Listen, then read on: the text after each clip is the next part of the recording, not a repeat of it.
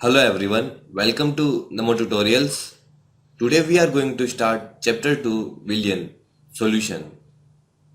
विलियनों के प्रकार। विलियन दो या दो से अधिक अवयवों का समांगी मिश्रण होता है। समांगी मिश्रण से हमारा तात्पर्य है ऐसा मिश्रण जिसका सभी जगह संगठन एवं गुण एक समान होता है, उसे समांगी मिश्रण कहते हैं। विलियन दो अवयवों से मिलकर बना होता है, विलायक और विलेय। विलायक जो अवयव विलयन में अधिक मात्रा में उपस्थित होता है उसे विलायक कहते हैं। विलेय विलयन में विलायक के अतिरिक्त एक या अधिक अवयव विलेय कहलाता है। नोट: विलायक विलयन की भौतिक अवस्था निर्धारित करता है।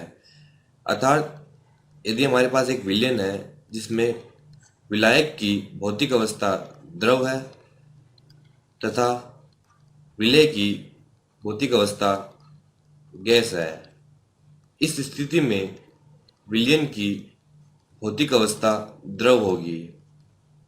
यदि मैं विलेय को गैस से बदलकर ठोस भी कर दूं, तब भी विलयन की भौतिक अवस्था द्रव ही होगी, क्योंकि विलायक ही विलयन की भौतिक अवस्था निर्धारित करता है। अतः विलायक की भौतिक अवस्था द्रव है, इसलिए विलयन की भौतिक अवस्था भी द्रव ही होगी।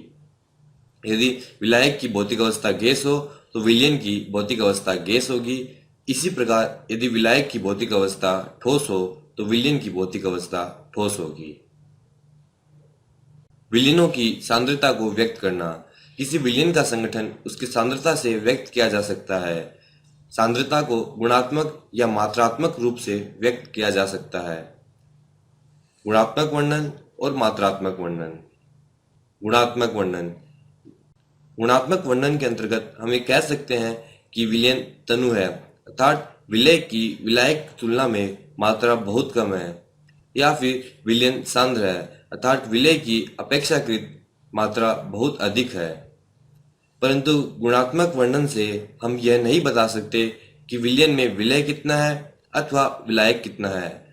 अतः गुणात्मक वर्णन से विलयन की वास्तविक स्थिति का ज्ञान नहीं होता है। मात्रात्मक वर्णन। द्रव्यमान प्रतिशत, वेट बाय वेट, अर्थात भार बाय भार। अवयव का द्रव्यमान प्रतिशत इज इक्वल टू विलयन में उपस्थित अवयव का द्रव्यमान अपॉन विलयन का कुल द्रव्यमान इंटू 100। अर्थात यदि मैं कहूं कि मेरे पास जल में 10%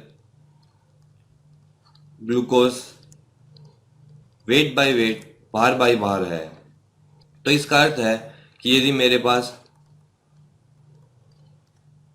100 ग्राम विलयन है तो 10 ग्राम ग्लूकोज होगा तथा 100 माइनस 10 इज इक्वल टू 90 ग्राम जल होगा। नोट: प्रतिशत भार बाय भार ताप पर निर्भर नहीं करता है। प्रतिशत भार बाय भार ताप पर निर्भर इसलिए नहीं करता है क्योंकि प्रतिशत भार बाय भार केवल द्रव्यमान पर निर्भर करता है तथा द्रव्यमान ताप पर निर्भर नहीं करता है। आयतन प्रतिशत, अर्थात आयतन बटे आयतन। अवयव का आयतन प्रतिशत इज इक्वल टू विलयन में उपस्थित अवयव का आयतन अपॉन विलयन का कुल आयतन इंटू 100। द्रव्यमान प्रतिशत, वेट बाय वॉल्यूम, अर्थात भार बटा आयतन। अवयव का द्रव्यमान आयतन प्रतिशत इज इक्वल टू विलेय का भार ग्राम में अपॉन विलयन का कुल आयतन ml में इंटू 100। यदि जल में 10% ग्लूकोज वेट बाय वॉल्यूम हो तो जल का आयतन ज्ञात करें। आंसर: माना हमारे पास 100 ml विलयन है, अतः ग्लूकोज की मात्रा इज इक्वल टू 10 ग्राम, क्योंकि ग्लूकोज 10% वेट बाय वॉल्यूम है, अर्थात यदि विलयन 100 ml होगा तो ग्लूकोज की मात्रा विलयन की मात्रा का 10% होगी। इज इक्वल टू 10 ग्राम। अतः जल का आयतन ज्ञात करें तो जल का आयतन इज इक्वल टू विलयन का आयतन माइनस ग्लूकोज का आयतन। विलयन का आयतन is equal to 100 ml minus glucose का आयतन। ग्लूकोज का आयतन इज इक्वल टू ग्लूकोज का द्रव्यमान अपॉन ग्लूकोज का घनत्व। जल का आयतन ग्लूकोज के घनत्व पर निर्भर करता है। पार्ट्स प्रति मिलियन पीपीएम। पीपीएम का उपयोग तब करते हैं जब विलय की भागों की संख्या बहुत कम हो। पार्ट्स प्रति मिलियन इज इक्वल टू अवयव के भागों की संख्या अपॉन विलयन में उपस्थित सभी अवयवों के कुल भागों की संख्या इंटू 10⁻⁶। यदि 1 लीटर 130 ग्राम समुद्री जल में 6 इंटू 10⁻³ ग्राम ऑक्सीजन हो तो ऑक्सीजन की मात्रा पीपीएम में ज्ञात करें। तो ऑक्सीजन की मात्रा पीपीएम में इज इक्वल टू ऑक्सीजन के भागों की संख्या अपॉन विलयन में उपस्थित सभी अवयवों के कुल भागों की संख्या इंटू 10⁻⁶।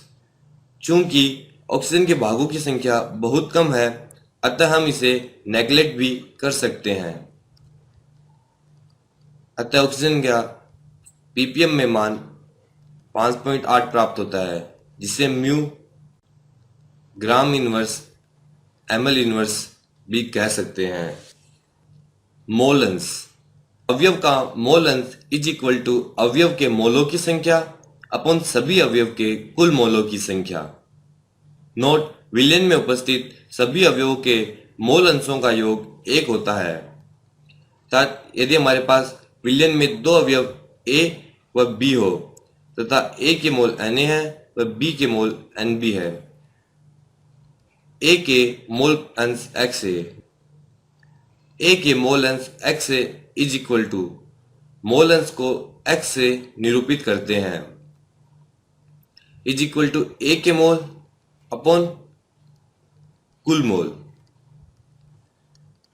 बी के मोल अंश इज इक्वल टू बी के मोल अपॉन कुल मोल तथा ए व बी के मोलों का योग is equal to Na upon Na plus Nb plus Nb upon Na plus Nb is equal to Na plus Nb upon Na plus Nb is equal to 1। अर्थात विलयन में उपस्थित सभी अवयवों के मोल अंश का योग 1 होता है। क्वेश्चन, एथिलीन ग्लाइकोल C2H6O2 के मोल अंश की गणना करो यदि विलयन में C2H6O2 का 20% द्रव्यमान उपस्थित हो।